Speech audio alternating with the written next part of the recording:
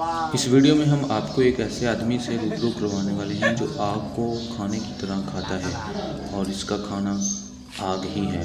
और ये आग को खाना ऐसे ही पसंद करता है जैसे आम आदमी गोश्त, मीट और मुर्गी चावल पसंद करते हैं। और ये आग को खाने का बहुत शौकीन है और आग खाना बहुत पसंद करता है। तो दोस्तों, इस आदमी को देखो और ये किस तरह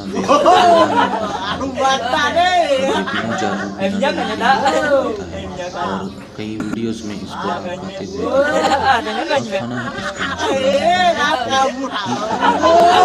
और इस अगर जब वीडियो पसंद आई हो तो वीडियो को लाइक और शेयर जरूर कीजिएगा। Thank you.